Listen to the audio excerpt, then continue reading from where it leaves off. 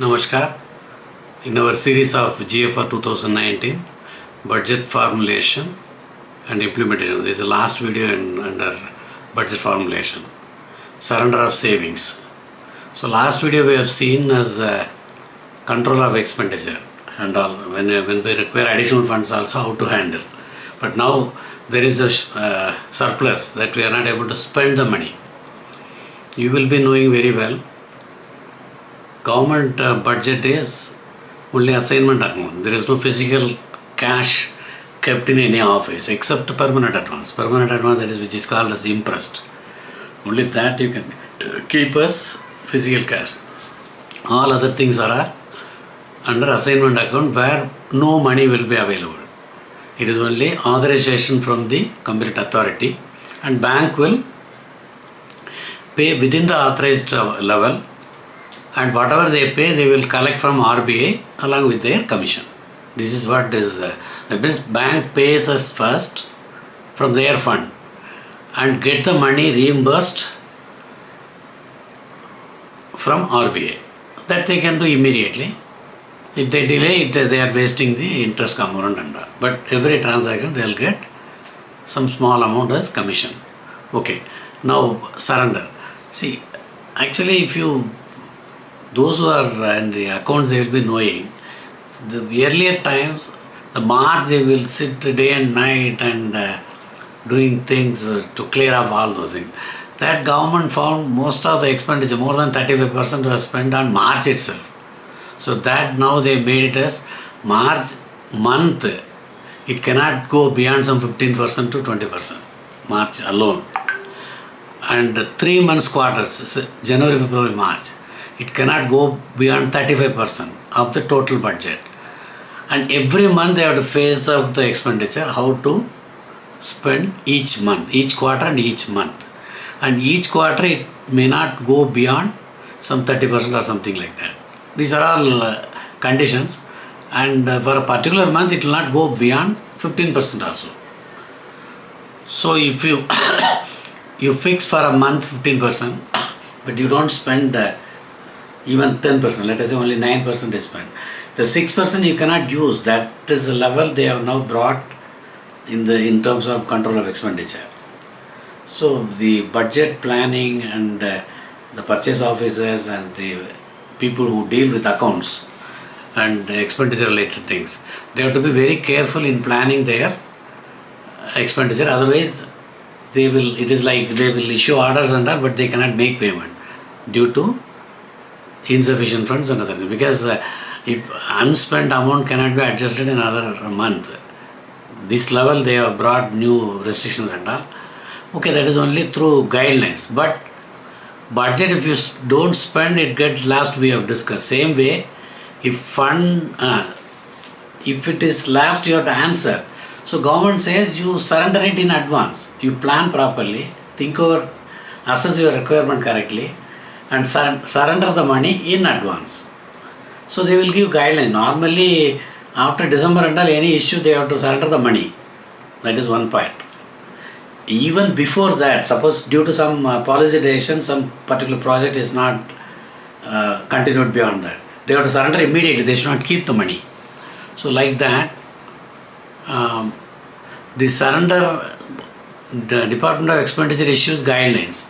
Based on that, any anticipated saving should be surrendered immediately to the Ministry of Finance, because they can reuse it for other areas where parliamentary approval is already there and fund is required, something like that. Okay. Now this is one part. And rush of expenditure, particularly in the closing months of the financial year, shall be regarded as breach of financial propriety. It is not allowed nowadays. Not only that, earlier, before the implementation of public finance management, PFMS management system, departments will tie up with the PAO, normally every department. And on March 31st, they will keep some 50 to 100 check leaves free separately, blank.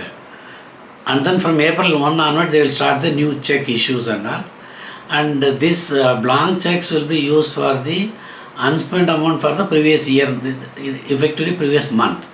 March 31st date, they will write check, the bill, everything will be prepared. Even though if it is done in April, they will make it as if it is prepared on March 31st, and check will be signed for March 31st. This will go on for 2-3 weeks.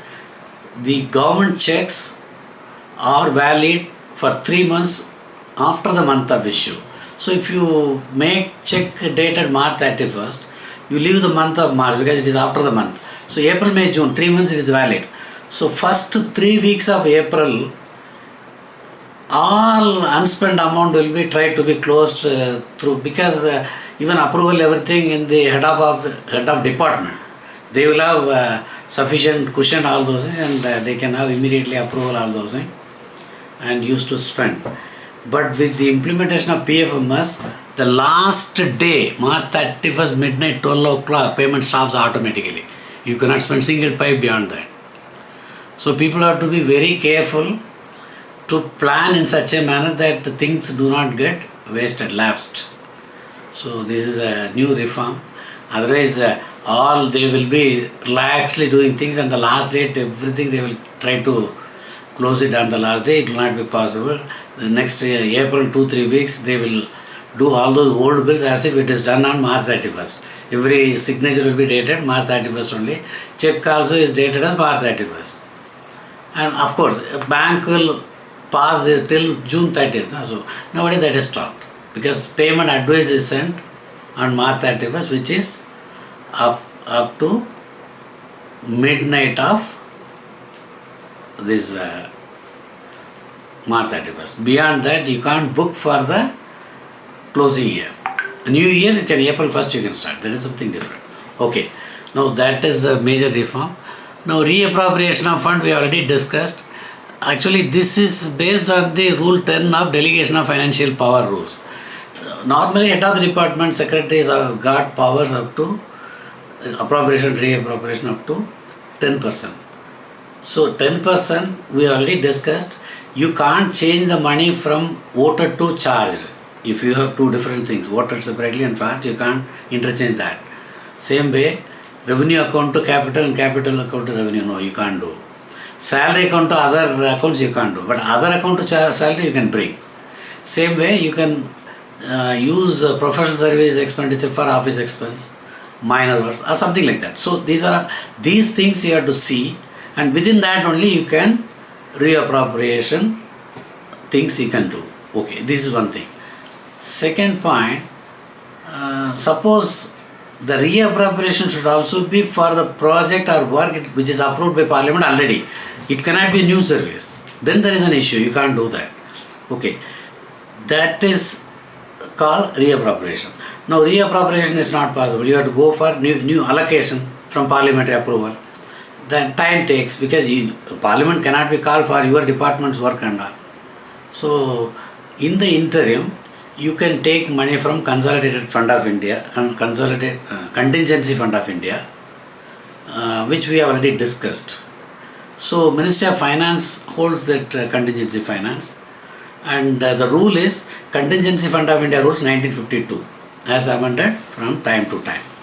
And so the ministry will send a proposal to Department of Expenditure, they will discuss, then they will release fund from Contingency Fund of India. It is something like impressed.